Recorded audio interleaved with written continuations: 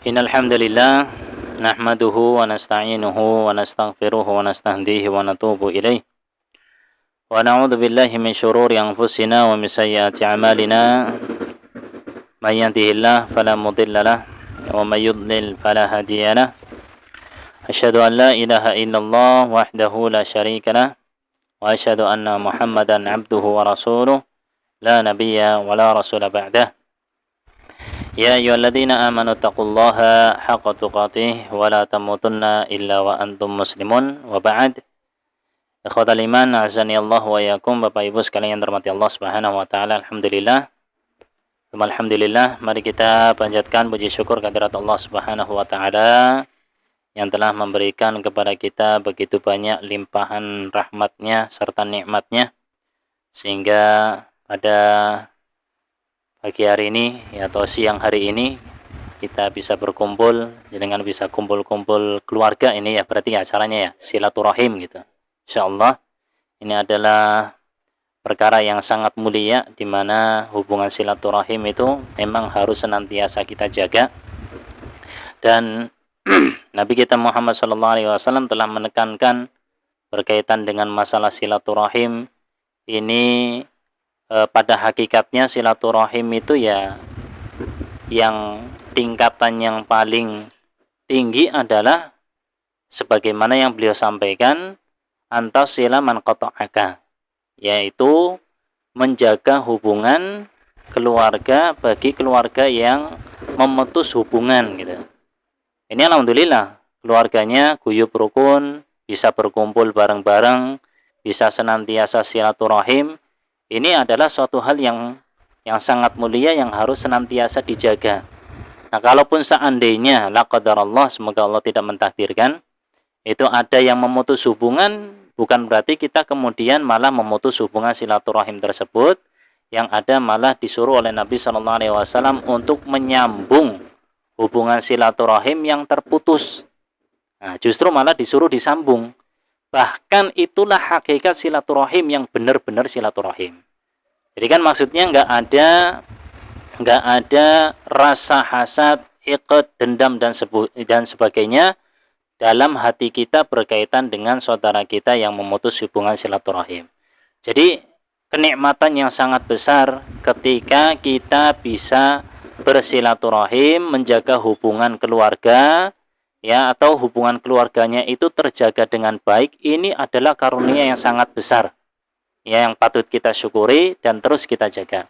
Kemudian salawat dan salam semoga tetap tercurah limpahkan kepada junjungan kita, Nabi kita, qudwah kita, suri tauladan kita, Nabi Muhammad sallallahu alaihi wasallam, beserta kepada para keluarganya, para sahabatnya, dan orang-orang yang senantiasa mengikuti jejak beliau sampai hari kiamat.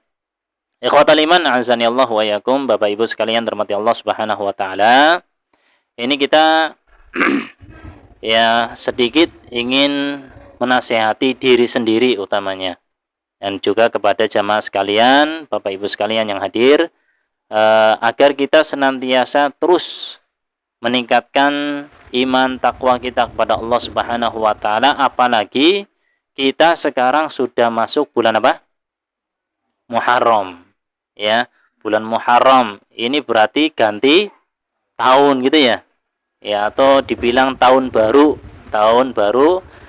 bulan tahun Masehi gitu ya. Ini kan awal bulannya yaitu bulan Muharram. Ya. Dan bulan tahun Hijriah, mohon maaf ya. Tahun Hijriah yaitu di bulan Muharram, bulan yang pertama, dan ini adalah merupakan bulan yang termasuk syahrullahi, ya, termasuk bulan Allah Subhanahu wa taala yang diharamkan, diagungkan oleh Allah taala. Ya, bahkan disebutkan dalam hadis Nabi sallallahu alaihi wasallam bahwa Muharram itu syahrullah, bulannya Allah. Itu Al-Muharram. Itu bulan Muharram. Ya. Jadi ketika Allah Subhanahu wa taala menisbatkan sesuatu, menisbatkan makhluknya kepada Allah, ini berarti bulannya atau sesuatu tersebut nggak main-main. Pasti diagungkan. Misalnya kalau kita menisbatkan seperti yang dinisbatkan oleh Allah Subhanahu wa taala Nabiyullah. Apa Nabiyullah? Apa Nabiyullah? Nabi apa nabi? Nabi. Nabi ya nabi. Nabiyullah berarti nabinya Allah. Ini berarti nggak main-main, itu nabinya Allah. Rasulullah. Apa Rasulullah? Utusan Allah, gitu kan? Rasul kan utusan. Allah, utusan Allah. Jadi sesuatu yang dinisbatkan pada Allah pasti ada hal yang spesial. Pasti itu adalah hal yang mulia. Seperti Baitullah. Apa Baitullah? Apa bait? Bait itu rumah. Baitullah apa? Rumah Allah. Maksudnya apa? Ya Ka'bah Musyarrafah itu kan rumahnya Allah, Baitullah, ya. Atau Baitullah secara umum ya maksudnya adalah rumah Allah, masjid-masjid. Ini tempat-tempat yang mulia. Ada orang yang mulia, ada tempat yang mulia, ada juga waktu yang mulia yang Allah Subhanahu wa taala nisbatkan padanya yaitu Syahrullah, bulannya Allah, dan Allah tekankan di situ Al-Muharram. Ya Allah, berarti Muharram itu nggak main-main. Ada kemuliaan di dalamnya. Ditambah lagi ini adalah merupakan bulan yang Allah Subhanahu wa taala katakan merupakan 4 bulan yang diharamkan, 4 bulan yang Allah muliakan. Ya, 4 bulan yang Allah muliakan yaitu bulan Dzulhijjah, bulan Dzulqa'dah, bulan Dzulhijjah, kemudian bulan Muharram. Ya, kemudian ada satu lagi yang mudhar yang berpisah yaitu bulan apa? Bulan Rajab. Nah, ini adalah bulan-bulan yang mulia yang di dalamnya Allah katakan fala tadhimu fihinna anfusakum, dan janganlah kalian mendolimi diri kalian di bulan-bulan tersebut. Karena bulannya mulia, maka di sini Bapak Ibu sekalian terhormati Allah Subhanahu wa taala, Allah katakan sebutkan dalam ayatnya jangan kalian mendolimi fihinna, dalam bulan-bulan itu. Ya, jangan kalian mendolimi diri kalian fihinna, dalam bulan itu, termasuk di dalamnya bulan Muharram. Apa maksudnya mendolimi diri sendiri? Ya, maksud mendolimi diri sendiri artinya dia itu menjauhkan diri dari Allah. Artinya dia melakukan kemaksiatan, artinya dia terjerumus dalam dosa. Nah, ya siapa di antara kita yang suci ya? Kita semuanya itu pelaku dosa. Tapi maksudnya di sini kita harus menjaga diri dengan memuliakan bulan ini. Dan hal yang terpenting kalau disebutkan berkaitan dengan amalan-amalan yang ada di bulan Muharram, di antaranya adalah nanti ada di tanggal 10 disebut dengan puasa Asyura, gitu ya. Asyura dengan dari kata asyarah, yaitu 10. Karena tanggalnya tanggal 10. Ya, ada puasa Asyura yang dikatakan Nabi Shallallahu alaihi wasallam ini yukaffiru sanah allati ba'daha, yaitu atau yukaffiru sanah al-madiyah, yaitu 1 tahun yang lalu akan dihapuskan dosanya oleh Allah Subhanahu wa taala. Allahu akbar. Ya, kalau kemarin kan bulan Dzulhijjah itu ada puasa Arafah, itu menggugurkan berapa? 2 tahun. Setahun yang lalu dan setahun yang akan datang. Nah, ini ada lagi. Masya Allah, ini Allah Subhanahu wa taala memberikan bulan-bulan ada hal-hal yang spesial di sana. Ya, kita dapati bulan-bulan ini bulan-bulan yang mulia semua. Dari bulan ke-9, bulan Ramadan, ya Syawal, Dzulqa'dah, Dzulhijjah, Muharram, ini kan berentet ini. Waktu-waktu yang sangat mulia, bahkan di situ ada amalan yang mulia. Kalau Allah Subhanahu wa taala lewat lisan Nabi kita sallallahu alaihi wasallam memerintahkan untuk puasa Asyura, bahkan beliau juga berpuasa, bahkan setelah beliau berpuasa, beliau itu mengharap-harap, berandai-andai kalau tahun berikutnya masih hidup, beliau ingin puasa apa? Tasu'a. Apa Tasu'a? Dari kata tis'a, yaitu 9. Jadi pengen, seandainya kalau masih dipanjangkan umurnya, pengen berpuasa tanggal 9 Muharram. Jadi puasanya itu tanggal 9 dan 10. Kenapa? Karena kisahnya waktu itu Nabi Shallallahu alaihi wasallam itu melihat keadaan orang-orang Yahudi yang mereka itu apa? Mereka berbangga-bangga. Mereka senang dengan tanggal 10 itu. Karena di tanggal 10 itu, di bulan Muharram itu, Allah Subhanahu wa taala memberikan kemenangan kepada Nabiullah Musa alaihi salam terhadap Fir'aun. Ya, terhadap Fir'aun. Allah Subhanahu wa taala telah menghukum dan mengadab Fir'aun di waktu itu dengan kaumnya. Sehingga mereka itu senang dan bergembira dengan kemenangannya Musa dan mereka berpuasa tanggal 10 Muharram. Nah, kata Nabi Shallallahu Alaihi Wasallam, "Fanahnu aula bi Musa alaihi salam." Kami itu atau kita itu lebih utama terhadap Musa. Musa alaihi salam itu Nabiullah, ya, yang dimana kita juga mengakui kenabian Nabi Musa alaihi salam. Adapun mereka orang Yahudi, mereka mengakui hanya sekedar mengakui tapi tidak mengikuti. Yang ngaku bahwa Musa itu nabinya Allah tapi nggak mau diikuti. Tapi yang ada malah ya mereka itu menyelisihi ajarannya Nabi Musa alaihi salam. Nah, adapun kita sebagaimana yang diinginkan oleh Nabi Shallallahu alaihi wasallam ingin berpuasa tanggal 10 atau beliau menyuruh berpuasa tanggal 10 dan berandai-andai tanggal 9 juga ingin berpuasa. Kenapa? Khaliful Yahud. Untuk menyelisihi orang-orang Yahudi. Ya, untuk menyelisihi orang-orang Yahudi karena mereka juga berpuasa. Maka di sini jamaah sekalian dirahmati Allah Subhanahu wa taala, maksud kita berkaitan dengan amalan yang sunnah aja ini ditekankan. Ya, apalagi berkaitan dengan puasa yang ada hadisnya dari Nabi Shallallahu alaihi wasallam. Kalau hal-hal yang sunnah aja ditekankan, pada dasarnya berkaitan dengan bulan yang mulia ini, kalau yang sunnah aja ditekankan, maka yang wajib lebih-lebih ditekankan, gitu loh. Ya, jangankan di bulan yang mulia, di bulan-bulan biasa aja yang wajib ditekankan, harus dilakukan. Ya nggak ada negosiasi. Nggak boleh kemudian kita mengatakan nggak usah lah, ya, atau sholatnya libur dulu, ya, kecuali ibu-ibu ya. Nah, ibu-ibu kan memang ada masa liburnya gitu ya. Kalau bapak-bapak kan, aduh libur dulu lah, sholatnya, ibadahnya nanti dulu lah, saya udah capek dan sebagainya, atau sibuk dan seterusnya. Nggak ada kata libur, apalagi hal yang diwajibkan. Karena kewajiban ini nggak ada negosiasi di dalamnya. Nggak dikatakan kita, aduh sholat, mau habis sholat subuh, nanti sholat duhur, habis sholat duhur, sholat asar, habis asar, maghrib, habis maghrib, isya.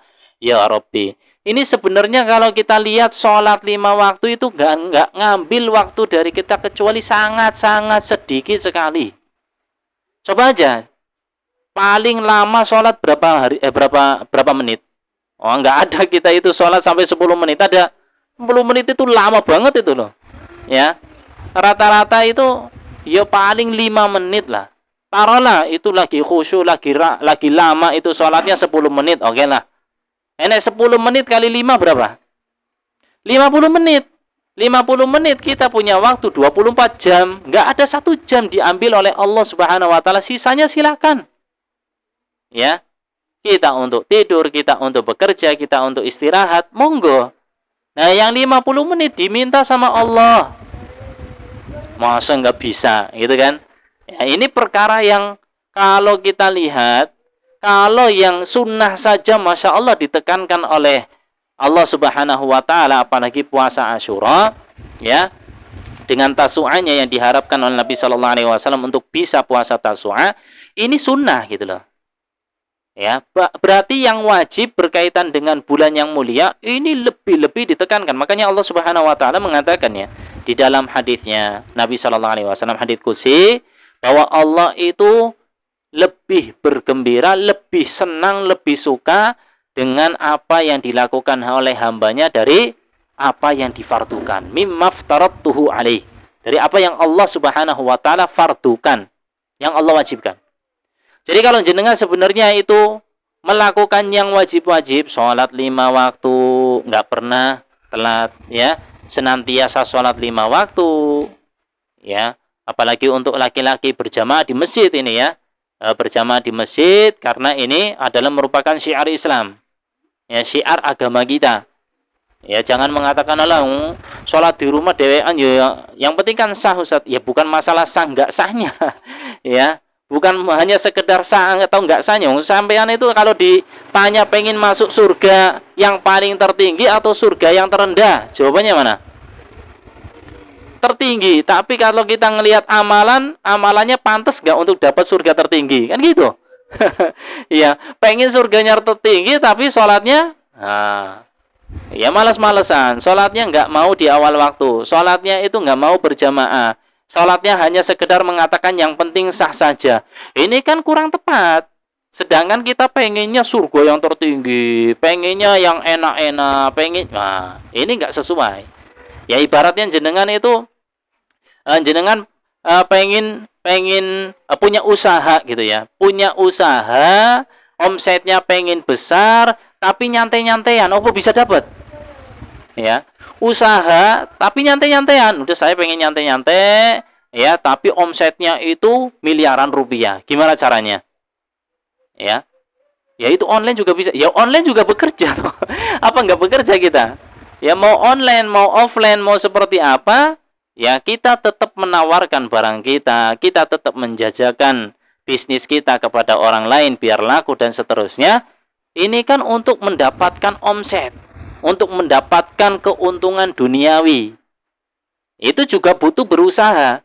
Nah sekarang kalau kita ditawarkan oleh Allah Subhanahu wa Ta'ala untuk mendapatkan surga tertinggi, surga Firdaus, ya sedangkan amalan kita ini jauh, lah gimana? Kan nggak sinkron, ya. Sedangkan kita pengennya itu sesuatu yang Masya Allah, ya, sedangkan amalannya itu nggak sebanding dengan apa yang ingin didapatkan. Memang benar, Allah arhamu bi ibadihi. Allah itu sangat sayang terhadap hambanya. Tapi kita juga harus ada usaha di sana. Yang kan dikatakan oleh ulama kita, man asya ala syai' mata alaihi, wa man mata ala syai' buitsa alaihi. Barang siapa yang dia itu hidup dengan keadaan tertentu, mata alaihi. Ini saya kurang lebih nggak jauh-jauh matinya, meninggalnya ya seperti bagaimana dia hidup. Biasanya seperti apa? Nah, tinggal kita lihat hidupnya kita itu seperti apa. Lebih dekat dengan Allah apa lebih jauh dari Allah? Ya, kurang lebih meninggalnya seperti itu. Walaupun tidak menutup kemungkinan ada orang yang Allah spesialkan, ada orang yang Allah berikan taufik meninggalnya itu ya mulia. Ya seperti kisah yang membunuh 100 nyawa ya. Awalnya kan 99 nyawa dia bunuh. Dia bunuh itu orang 99, kemudian tanya kepada ahli ibadah, orang yang rohib itu ahli ibadah, ditanya, "Ali taubatun, apakah saya itu punya kesempatan untuk taubat?" Kata dia, "La." Ya, bukan ahli ilmu, ahli ibadah. Ahli ibadah tapi nggak punya ilmu dia. Kata dia, "La, nggak ada, kamu nggak bakal diterima taubatnya." Dan bunuh 99, fa'akmala mi'ah. Faqatalahu fa'akmala mi'ah. Maka dibunuh itu orang. Ya. Dibunuh itu orang, akhirnya berapa? Lengkap 100 nyawa dia itu bunuh. Dia berpindah kembali, pergi lagi kepada orang yang alim, orang yang tahu ilmu agama, ditanya, "Ali taubatun, apakah saya punya taubat? Saya sudah membunuh ini 99 plus 1 tadi." Ya, karena dia itu mengatakan saya nggak punya kesempatan untuk bertaubat. Kata dia, "Ya, kamu punya kesempatan untuk taubat. Ya, dan kalau kamu bertobat, Allah akan terima taubatmu.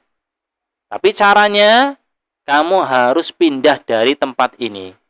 Ini tempat dikatakan untuk berpindah, hijrah tempat itu. Kenapa? Karena tempat tersebut, coba kita lihat ya.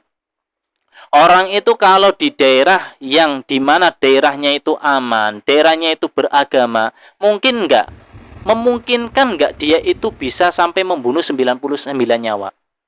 Kalau itu daerahnya orang-orang soleh gitu loh. Mungkin nggak? Tetangga-tangganya itu orang-orang soleh, ahli ibadah, orang-orang ahli ilmu. Ya senantiasa di situ dikaji tentang ilmu. Kemudian dia membunuh ke sana kemari 99 orang. Susah itu. Nggak mungkin. Ya berarti menunjukkan bahwa bagaimana entengnya itu tangan untuk membunuh orang lain. Menunjukkan bahwa tempat itu tempat buruk. Ya. Rata-rata masyarakatnya seperti itu. Jadi mudah untuk membunuh, mudah untuk bermaksiat. Akhirnya apa? Disuruh untuk pindah Dah, kamu pindah tempat. Jangan di sini, hijrah aja, pergi ke tempat yang di sana ada orang-orang soleh. Ya, ketika dia pindah, ketika dia berangkat melakukan perjalanan, di tengah jalan meninggal. Ya, meninggal. Ya, ketika dia meninggal, akhirnya malaikat rahmat dan malaikat adab di sini berseteru. Ya, ini enggak, ini berhak untuk dapat adab. Yang satu bilang enggak, ini berhak untuk dapat rahmat dari Allah, udah taubat. Akhirnya gimana? Diukur itu jarak antara tempat dia meninggal dengan tempat dia beranjak. Ya, tempat asalnya dia diukur dan tempat meninggalnya dia dengan tujuannya. Ternyata jaraknya hanya beda sedikit antara tempat dia berangkat sampai meninggal dengan tempat meninggalnya dia menuju ke tujuan. Ternyata lebih panjang tempat atau lebih panjang perjalanannya dia ya menuju ke tempat tujuannya yang dia ingin taubat. Akhirnya diampuni oleh Allah Subhanahu wa taala. Ini sedikit yang seperti ini. Ya, kita nggak bisa men-setting udah sekarang kita nyantai-nyantai aja atau seperti slogannya orang-orang ya, muda foya-foya, tua kaya raya, mati masuk surga. Enak men. Ya kalau kayak gitu semua juga pengen gitu. Udah muda foya-foya, kita apa yang kita inginkan, mau dugem, mau ini, mau itu, enak-enakan. Ya, nanti tua kaya raya, tinggal ipit-ipit, tinggal di rumah itu ya. Ipit-ipit apa? Uang, ya, nggak ngapa-ngapain, uangnya banyak, jadi orang kaya raya. Meninggal masuk surga. Enak banget kayak gitu hidup. Enggak, hidup itu perjuangan. Masuk surga itu perjuangan. Ya. Jadi nggak bisa kita itu hanya berpangku tangan dah. Yang penting kita masuk surga. Enggak, kita tawarin pengen masuk surga juga pengennya yang tinggi. Ya, pengen yang nggak mau diadab oleh Allah Subhanahu wa taala, pengen langsung masuk surga, tapi coba ngaca. Nah, ini untuk nasihat saya pribadi, saya juga belum baik dalam hal ini, tapi kita maksudnya sama-sama berusaha gitu loh. Jangan sampai kita malah ya pengen sesuatu yang besar, ya ternyata amalan kita, apa yang kita perbuat itu jauh dari apa yang dia impikan. Ya. Dan kemudian disebutkan di sini man asya ala syai' mata alaih. Barang siapa yang hidupnya seperti itu, kurang lebih meninggalnya ya kayak gitu. Ya, nah sedikit tadi yang kita contohkan itu, sedikit yang seperti itu. Ada juga kisah-kisah kita lihat ya, Masya Allah, itu orang nggak pernah sholat, ya, dia itu bahkan belum masuk Islam, gitu ya. Giliran masuk Islam, kemudian dia itu sekali itu sholat meninggal, ya salam. Apa nggak enak? Enak banget itu, ya. Enak banget dia itu meninggalnya dalam keadaan beribadah. Loh, kita udah sholat bertahun-tahun, berpuluh-puluh tahun, belum tentu meninggalnya dalam keadaan sholat. Gak ada jaminan, ya, gak ada jaminan. Ini orang juga gak mengira kalau dia itu akan meninggal dalam keadaan sholat, tapi ini adalah meninggal yang sangat mulia dalam keadaan ibadah. Ya, man mata ala syai' bu'itsa alaih. Barang siapa yang meninggalnya dalam satu keadaan, maka dia akan dibangkitkan juga dengan keadaan seperti itu. Nah, ini makanya Masya Allah sekali ya, orang yang meninggalnya dalam keadaan ibadah, ini satu hal yang sangat nikmat sekali. Nah, kita itu kan nggak tahu hidupnya kita, meninggalnya kita nggak tahu. Yang penting kita terus berusaha, terus mendekatkan diri pada Allah Subhanahu wa taala. Nah, kembali lagi, ini yang paling wajib, yang paling utama yang Allah wajibkan adalah sholatnya kita loh. Kalau kita benahi sholat kita, ya, kita benahi bagaimana keadaan sholat kita yang merupakan silah, merupakan bagaimana merupakan hubungan kita dengan Allah itu loh. Ini kita lewatnya sholat. Makanya ada sebagian orang ya, ketika sujud itu kan kadang seringnya orang itu ngelamain sujud yang terakhir sebelum salam gitu ya. Ini juga nggak tahu asalnya gimana gitu ya. Oh ya, bahasanya bagus juga bahasanya itu. Oh, ini kan keadaan seorang hamba yang paling dekat itu ketika sujud, Ustaz. Oh iya, bagus. Cuman mengkhususkan yang terakhir ini juga bermasalah sebenarnya.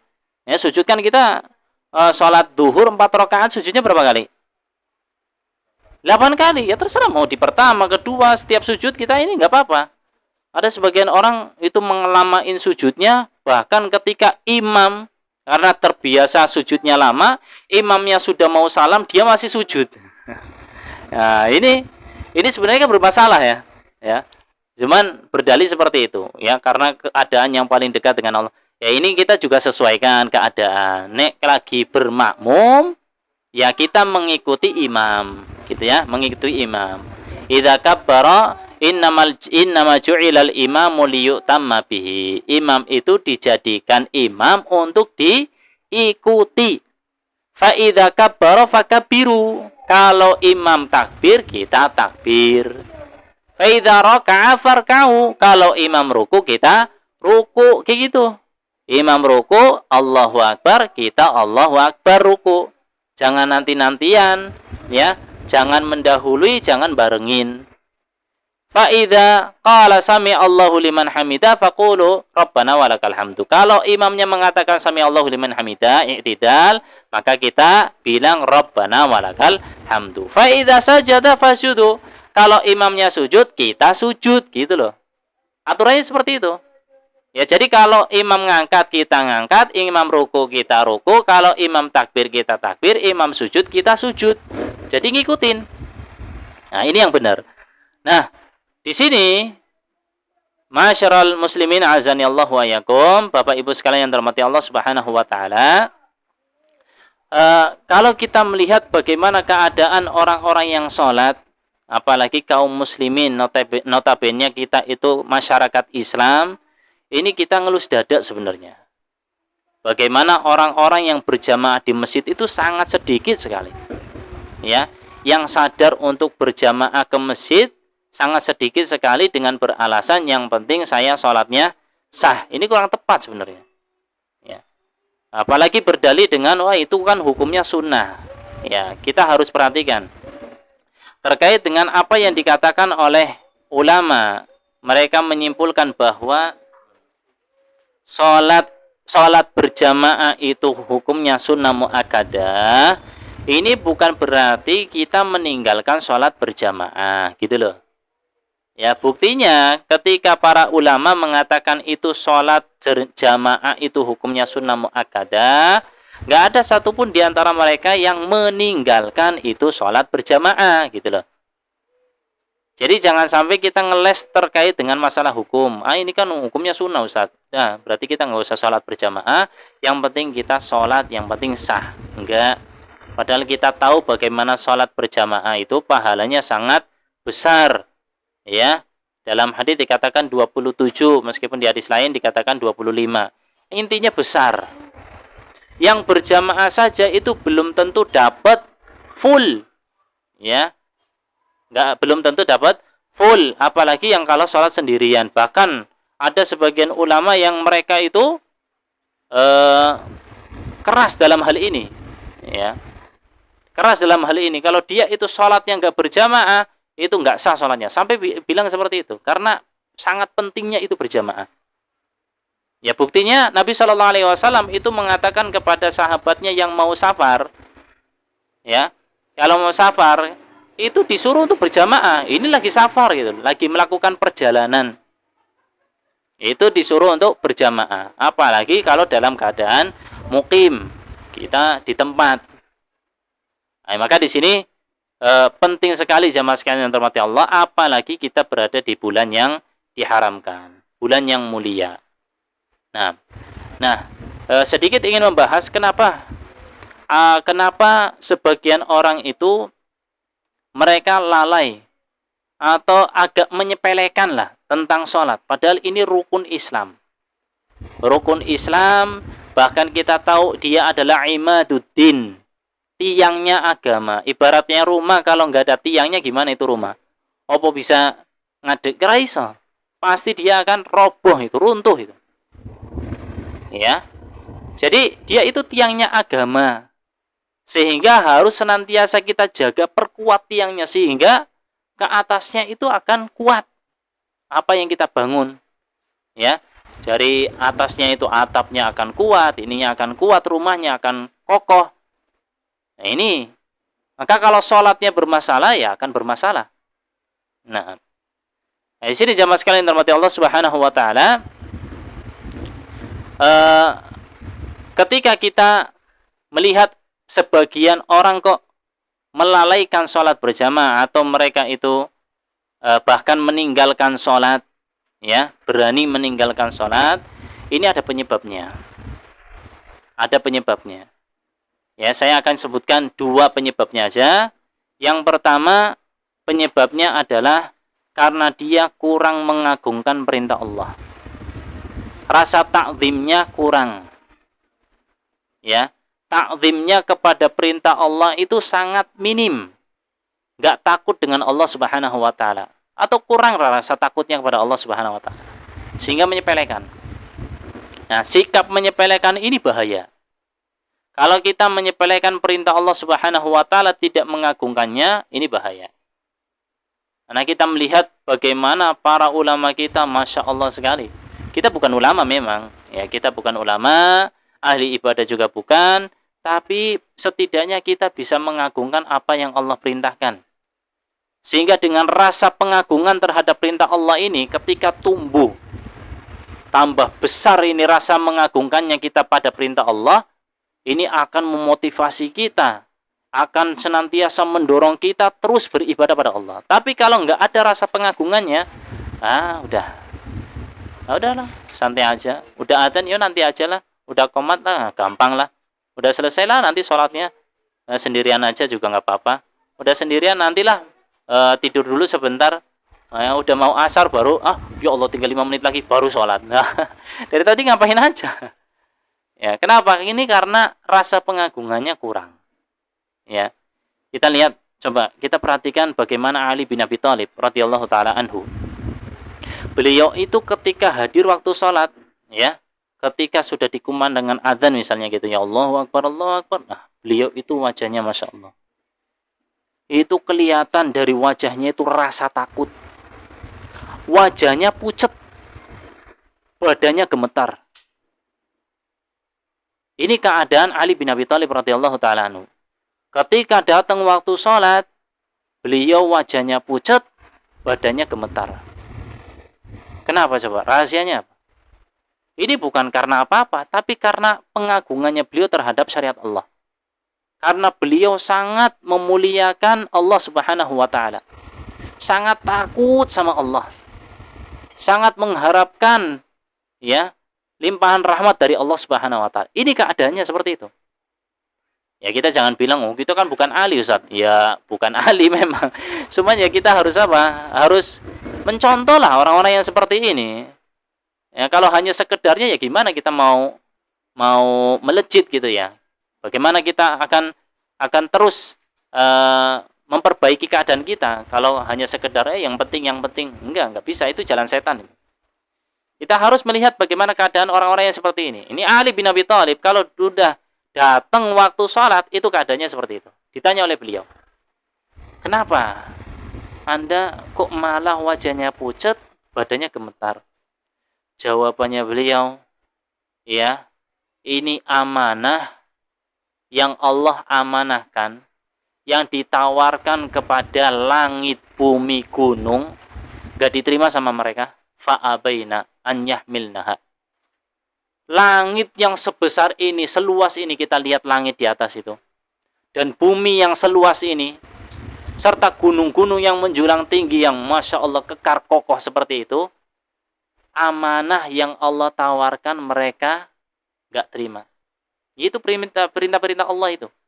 Amanah itu gak diterima, gak bisa, kami gak bisa ya Allah. Ya, fa'abaina ayyahmilnaha wa ashfaqna minha. Mereka takut dari amanah tersebut. Ternyata manusia itu menerima amanah. Menerima amanah dari Allah Subhanahu wa taala, fahamalahal insan, manusia yang menerima itu amanah, dan saya ini termasuk manusia yang menerima amanah dari Allah Subhanahu wa taala.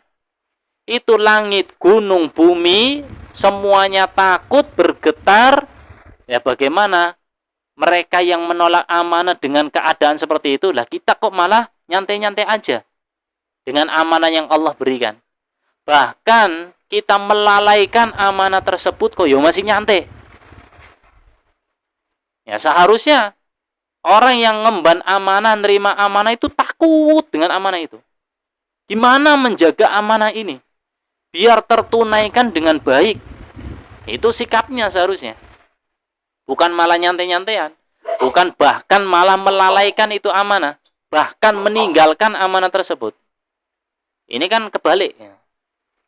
Ya, ini potret bagaimana para sahabat Nabi Shallallahu Alaihi Wasallam sangat memuliakan sholat, terutama sholat lah.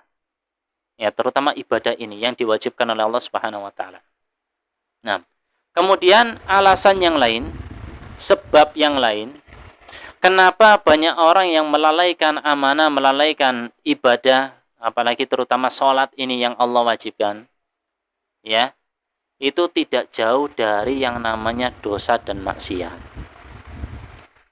Betul, memang manusia mana yang suci, manusia mana yang tidak bermaksiat. Memang betul.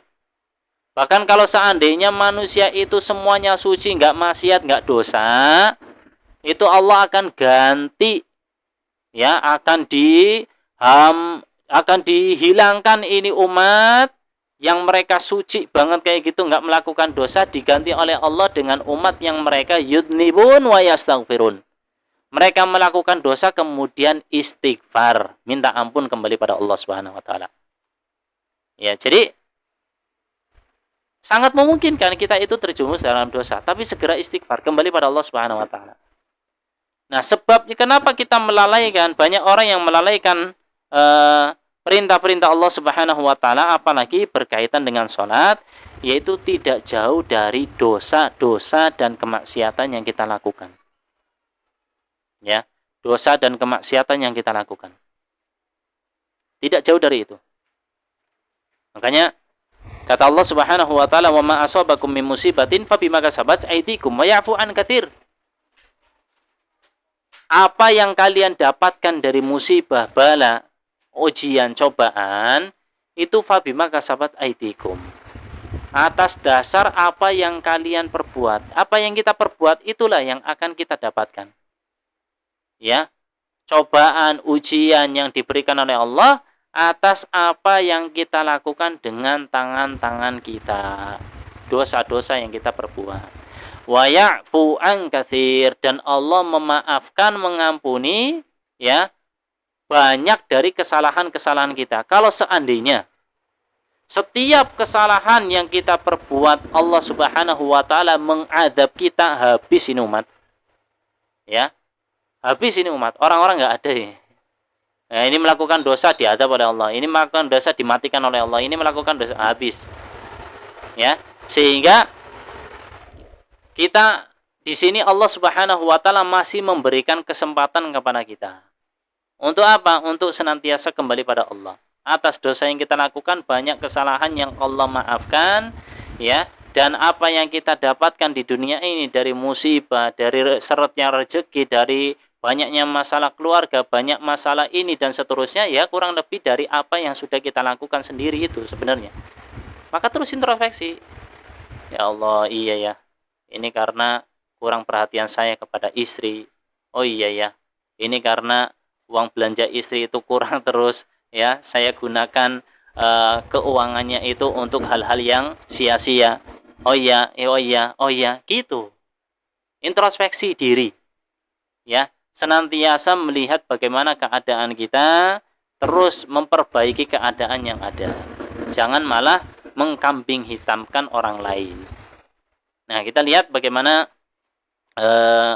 potret sebagian para ulama kita yang mereka itu senantiasa melihat keadaan yang ada dari musibah-musibah yang ada itu melihatnya kepada dosa. Jemaah sekalian terhormati Allah, sebelum kita melihat ke sini, kita harus memahami ya, bahwa efek dari dosa dan kemaksiatan yang kita lakukan, itu hukumannya bukan hanya sekedar dengan Allah memberikan penyakit pada kita, ya, keuangannya berkurang, ya, bisnisnya nggak lancar, bahkan mendapatkan kecelakaan, ya, bahkan mendapatkan banyak ujian-ujian seperti bukan itu hukuman yang terberat. Itu mungkin bagian dari hukuman, ya. Atau bilanglah cobaan itu dari Allah Subhanahu wa taala. Orang kalau misalnya dia melakukan transaksi ribawi dalam kehidupannya, ini kan haram, riba kan haram, ya. Atau dia itu melakukan pinjaman online berbunga sekian persen, ini juga haram, ya. Kemudian Allah Subhanahu wa taala bikin dia celaka. Ini banyak orang yang melakukan transaksi seperti itu, kemudian itu dibikin oleh Allah Subhanahu wa taala musibah, kecelakaan dan seterusnya. Banyak orang yang sadar. Kembali pada Allah. Oh iya, ini dosa saya itu pasti. Karena saya melakukan riba, karena saya meninggalkan sholat, karena saya.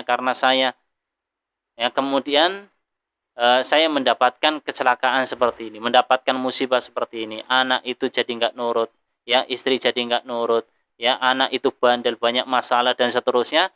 Dia banyak yang sadar, tapi itu bukan hukuman besar. Kalau kita katakan hukuman dari Allah, ya, itu masih kecil. Kenapa?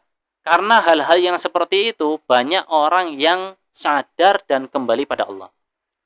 Justru hukuman terbesar dari Allah Subhanahu wa taala atas dosa dan kemaksiatan yang kita lakukan itu kapan? Kalau kita dijauhkan dari Allah dari ketaatan. Enggak diberikan taufik oleh Allah untuk melakukan ketaatan. Jadi dosa yang kita lakukan itu akan menghalangi kita, akan bikin langkah kita berat menuju masjid. Dosa kita itu menjadikan kita nggak bisa bangun malam untuk bermunajat pada Allah. Dosa yang kita lakukan itu berefek pada, ya, kita jadi nggak bisa membaca Al-Quran. Seharian 24 jam nggak ada sama sekali itu membaca Al-Quran. Barang 5 menit, ya Allah. Ya, padahal bisa. Atau kalau nggak bisa ya belajar, nggak ada waktu bilangnya untuk belajar Al-Quran, nggak ada waktu untuk melakukan ibadah-ibadah pada Allah. Justru ini hukuman terberat atas dosa yang kita lakukan. Kenapa? Karena banyak orang yang seperti ini keadaannya nggak sadar kalau dia lagi dihukum sama Allah. Malah itu hukuman terberat. Kenapa dikatakan terberat? Karena tidak menimbulkan kesadaran. Nah, coba kita sadar. Ya Allah, ini kok mau ke masjid, udah diadanin, ke masjid kok berat banget ya. Harusnya kita sadar, oh ini dosa ini. Ya, segera beristighfar, minta ampun sama Allah, ya, segera menuju ke masjid. Segera menyegerakan diri untuk beribadah kepada Allah Subhanahu wa taala. Luangkan waktu untuk membaca Al-Qur'an. Ya, segerakan diri untuk bangun malam bermunajat kepada Allah Subhanahu wa taala. Ya, kalau timbul kesadaran seperti ini enak, tapi kalau nggak sadar ini bahaya. Makanya kita harus sadar ini. Ya, kalau kita itu sehat, alhamdulillah, rezeki lancar, tapi jauh dari ketaatan, ini sedang dihukum ini. Ya, jangan malah kita itu kok kayaknya biasa-biasa aja, enggak. Kita harus sadar. Sedang dihukum ini. Ya, kalau kita sadar, enak. Makanya, Masya Allah, kita lihat nasihat dari Hasan al-Basri rahimahullah ta'ala. Ketika ada orang yang datang kepada beliau, menanyakan tentang perkaranya ini. Dia itu dalam keadaan sehat walafiat. Alhamdulillah sehat. Ya, kemudian dia itu senang, pengen banget untuk qiyamul lail. Untuk bangun malam. Sholat malam bermunajat pada Allah Subhanahu wa taala. Bahkan dia itu sudah siap, ya, sebelum tidur dia berwudu dalam keadaan suci. Loh, kok ya kebablasan? Nggak bisa bangun malam. Kalau zaman sekarang ya mungkin ditambahin udah disetel alarm gitu ya. Bahkan alarmnya itu bukan cuma satu toh, HP-nya dia, HP-nya istrinya, HP anaknya. Belum lagi jam bekernya. Tang ting tang ting tang ting, yo bangun, melek, dimatiin, tidur lagi. Iya. Atau sudah ke kamar mandi, ya sekedar pipis kemudian tidur lagi. Nggak diberikan taufik oleh Allah. Ya, ini gambarannya seperti itu. Kok ya dia nggak bisa bangun malam untuk bermunajat pada Allah Subhanahu wa taala? Maka apa komentar dari Hasan Al-Basri rahimahullah taala? Kenapa saya kayak gitu ya? Komentar beliau, "Dunubuka qayyadatska." Dosa-dosamu itu yang mengikatmu. Dosa-dosamu itu jadi pengikat. Ya. Jadi dosa itu ibaratnya seperti ikatan. Dunubuka mithlul habl tarbituka fala taqwa 'alal harakah. Jadi dosa-dosamu itu seperti ikatan-ikatan yang mengikat tubuhmu, mengikat badanmu sehingga kamu nggak bisa bergerak. Diam. Pengen gerak itu, aduh ya Allah, alot. Matanya mau dimelekkan aja susah banget. Udah melek ke kamar mandi, ya hawanya pengen balik lagi ke kasurnya. Jadi diikat. Kenapa? Atas dosa yang kita lakukan.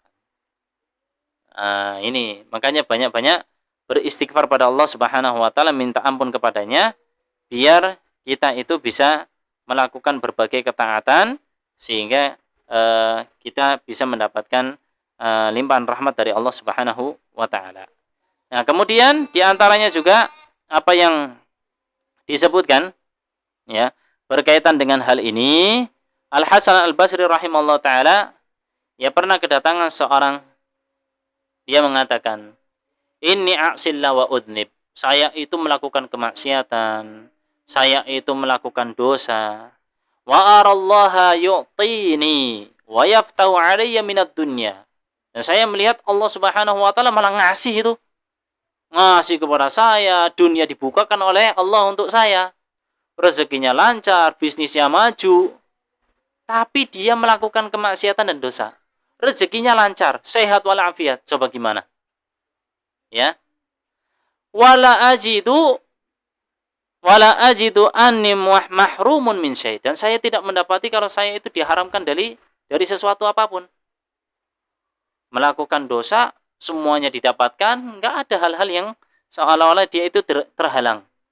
Maka ditanya oleh Hasan Al-Basri rahimahullah taala. Pertanyaannya mudah, simpel banget. Hal taqumul lail? Pertanyaan cuma satu. Kamu sholat malam enggak tadi? Dek. Jawabannya la, enggak. Saya enggak sholat malam. Udah ditanya sholat malam aja dia enggak bisa. Dia mengatakan enggak bangun malam untuk sholat malam. Apa komentar beliau?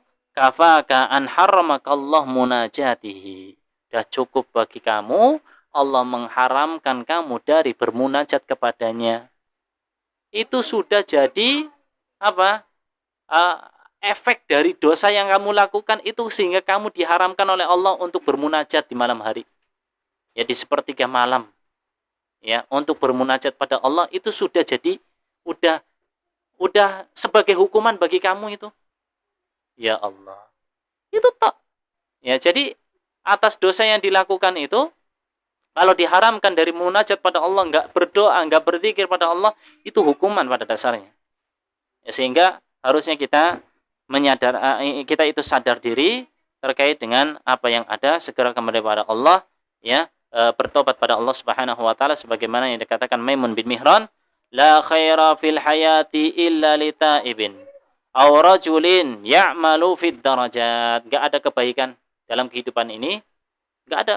Kehidupan ini nggak ada yang baik, nggak ada kebaikan sama sekali dalam kehidupan ini kecuali hanya untuk orang-orang yang taubat kembali pada Allah. Ya, untuk orang-orang yang taubat kembali pada Allah dan orang-orang yang dia itu beramal untuk mendapatkan derajat yang tinggi di sisi Allah. Nah ini, ya maka yuk kita introspeksi diri, kita senantiasa terus memperbaiki diri ini untuk senantiasa dekat dan lebih dekat kepada Allah Subhanahu wa taala sehingga ketika dibacakan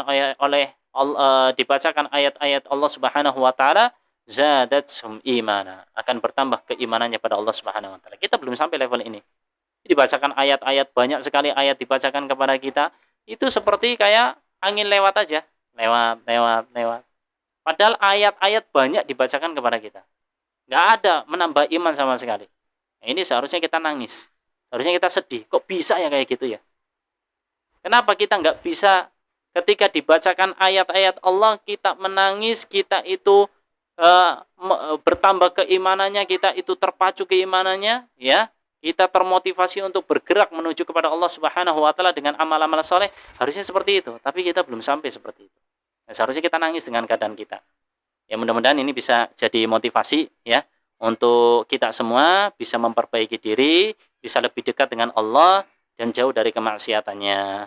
Allahumma amin. Barakallahu fikum. Wassallallahu ala nabiyina Muhammadin wa ala alihi wa sahbihi ajma'in wa akhiru ta'wana alhamdulillahi rabbil alamin. Mudah-mudahan bermanfaat, kurang lebihnya mohon maaf. Kita tutup dengan doa kafaratul majlis. Subhanakallahumma wa bihamdika asyhadu an la ilaha illa anta astaghfiruka wa atubu ilaik. Wassalamualaikum warahmatullahi wabarakatuh.